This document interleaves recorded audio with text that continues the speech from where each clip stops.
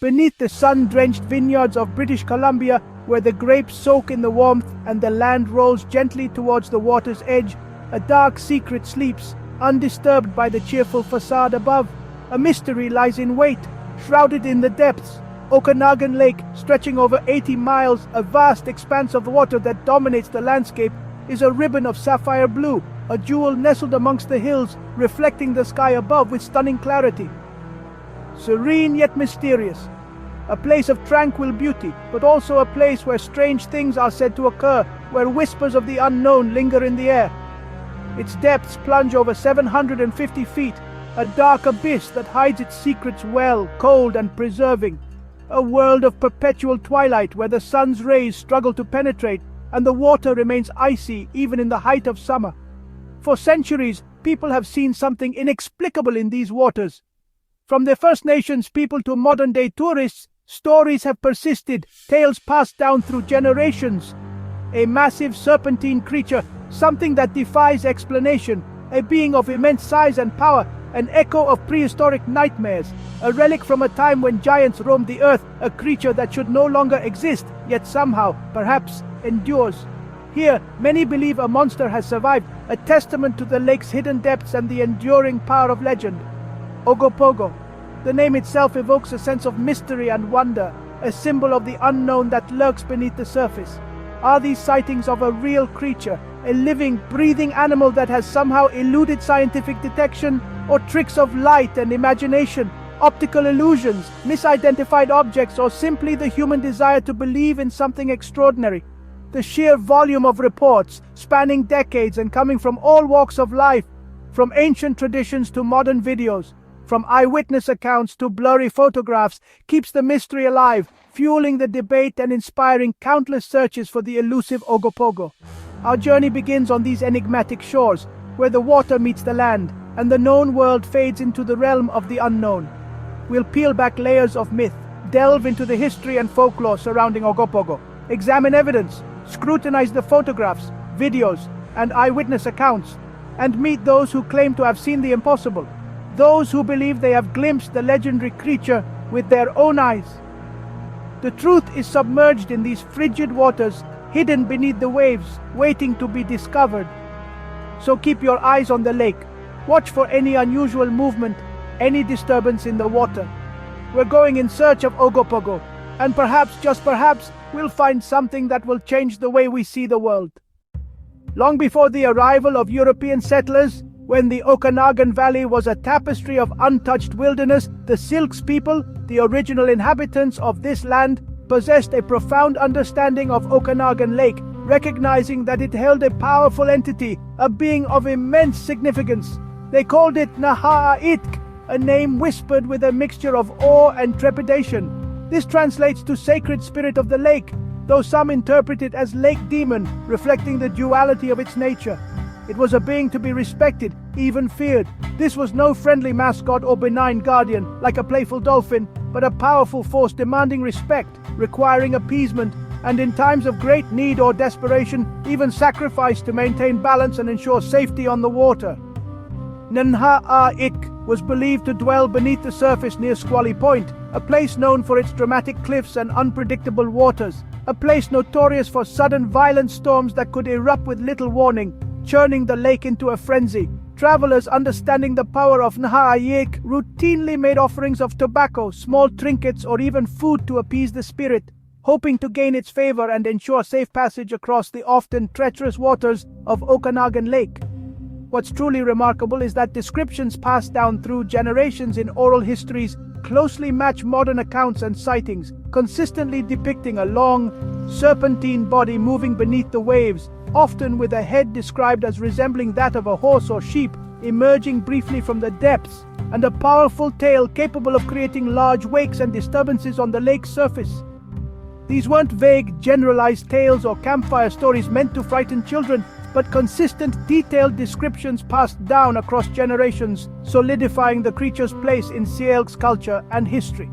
This rich indigenous foundation firmly grounds the modern Ogopogo legend in a deep and meaningful history, far beyond simple monster stories. For centuries, the Silks people and later early settlers navigated a reality profoundly shaped by a mixture of fear and deep reverence for the powerful, unseen entity that lurked below the surface of Okanagan Lake. So, as we delve deeper and explore recent sightings and modern interpretations of the Ogopogo phenomenon, it's crucial to remember that this story began not with sensational headlines, but with a sacred and at times fearsome spirit deeply embedded in the traditions of the Silks people. As settlers arrived in the late 1800s, they too reported strange sightings. In 1872, Susan Allison, a pioneer, claimed to see a large creature in the lake, a story she never recanted. More reports followed from practical locals, ferry captains, loggers, orchardists. The legend needed a name, and in 1924, a whimsical English music hall song inspired Ogopogo. The name stuck, transforming the ancient Naharaitk into a playful local celebrity. Newspapers embraced the story, and Ogopogo became a tourist draw. Yet for witnesses, the encounters remained serious and unsettling. The legend now straddled two worlds, sacred spirit and commercial mascot. Despite the catchy name, the mystery deepened. Ogopogo became a symbol, terrifying, beloved, and endlessly debated. The name gave the modern world a handle on a mystery too big to grasp. For decades, the existence of Ogopogo rested solely on anecdotal evidence. Stories passed down through generations, whispers among locals, and fleeting glimpses that were easily dismissed. There was no concrete proof, nothing tangible to convince the wider world that something extraordinary might be living beneath the surface of Okanagan Lake. That all began to change in 1968, a year that would become a pivotal point in the Ogopogo narrative. A year when the whispers started to solidify into something more substantial.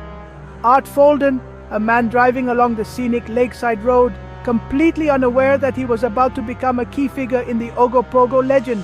He was simply enjoying the view like countless others before him. But on this particular day, he had his camera with him, and he filmed something unusual moving in the water. Something that defied easy explanation. The resulting film, short and grainy due to the technology of the time, shows a dark object, an anomaly that sparked debate and fueled the mystery. The object appears large and alive, creating a distinct wake as it moves with purpose across the lake's surface. It was an image that captured the imagination and ignited the debate. Of course, skeptics immediately offered alternative explanations, suggesting beavers or otters as the culprits, commonplace creatures that could easily be mistaken in poor lighting. But the sheer size of the object and the nature of its movement didn't quite match the behavior of these smaller animals. The wake was too large, the movement too deliberate. Experts from various fields analyzed the footage frame by frame, hoping to find a rational explanation for what Folden had captured. But despite their best efforts, no one could definitively explain it. The film remained an enigma, a tantalizing piece of the puzzle. For believers in Ogopogo, this was visual proof, a validation of their long-held beliefs. Finally, they had something to show the world.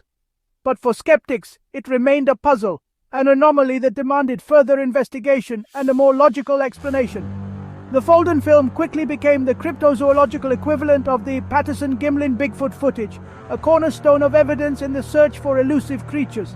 It marked the pivotal moment when the Ogopogo legend leapt from the realm of oral tradition, from fireside stories and whispered rumors, to the realm of recorded media, offering a tangible, albeit ambiguous, piece of evidence. Folden wasn't actively seeking a monster. He wasn't on a dedicated hunt for the legendary creature. He was simply a man with a camera who happened to capture what he saw on that fateful day.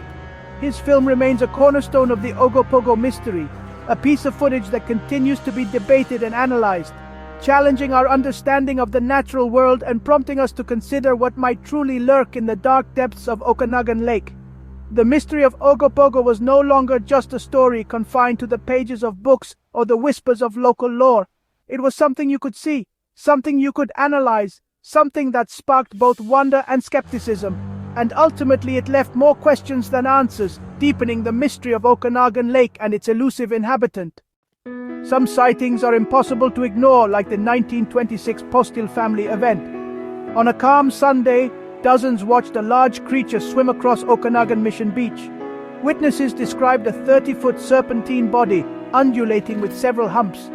A head like a goat's or horse's rose above the water, churning the lake into a froth. The sighting lasted minutes, giving a clear view to many. These were respected locals, including the newspaper editor, lending credibility. The story made headlines, moving Ogopogo from legend to public consciousness. The 1926 sighting set the benchmark for all future encounters. It established the classic description: humps, horse-like head, powerful movement. Ogopogo was no longer just a spirit, it was a flesh and blood animal. Technology brought new evidence. In 1989, Ken Gall filmed a long, dark shape swimming near the shore. The video showed a snake-like form, about 15 feet long, undulating smoothly. Some experts suggested otters or sturgeon, but the motion didn't match known animals. The Gall video, clearer and closer than Folden's, became a sensation. For believers, it was modern confirmation. For skeptics, another ambiguous clue. Gall described a dark, smooth-skinned animal moving in a way he'd never seen. The debate continues. Proof of a monster or a clever illusion? The footage is just clear enough to tantalize, just ambiguous enough to doubt. It keeps the legend alive for a new generation. The search for answers continues. Science demands evidence, and skepticism is its tool. The existence of a large creature in Okanagan Lake raises tough questions. What does it eat? How does it survive the cold? And why no remains? Skeptics point to sturgeon, otters, or waves as likely explanations. The lake's standing waves can look like a moving creature from a distance. Human psychology, pareidolia, makes us see patterns, even monsters, where none exist. Yet, some sightings defy easy explanation. Vertical undulations, heads held high, movements unlike known animals. Eyewitnesses insist they saw a single large animal, not a group or a wave. Science offers plausible answers, but none fit every case. The serpent eludes tidy classification. The door to possibility remains open. Ogopogo is more than a mystery. It's the Okanagan Valley's icon. In Kelowna, a friendly Ogopogo statue greets visitors. The monster's image is everywhere. Tourism thrives on the legend, drawing thousands each summer. The community balances promotion with respect for the mystery's roots. Monster hunters, armed with sonar and cameras, keep the search alive. Groups like the Ogopogo Quest Society document sightings, treating the hunt as serious inquiry. The legend fuels the economy and keeps the story in the public eye. Does commercialization dilute the mystery or help preserve it? By keeping the legend alive, the community ensures new sightings are reported and investigated. Ogopogo's impact on the Okanagan is undeniable. After decades of evidence, we're left between two narratives. One, a surviving prehistoric creature, supported by centuries of testimony and tantalizing footage. The other, a blend of misidentified animals, natural phenomena, and folklore. Without a body or DNA, Ogopogo remains myth to skeptics. Yet, nature has surprised us before. Coelacanth's giant squid, so why not here? The truth likely lies somewhere in the murky water between belief and skepticism. Could an unknown animal exist in Okanagan Lake? Unlikely, but not impossible. Ultimately, there's no definitive proof, just stories, sightings, and deep, dark water. The legend endures, inviting us all to wonder. Is the lake just water, or a veil hiding an ancient secret? The evidence is before you. Now you decide, fact or folklore?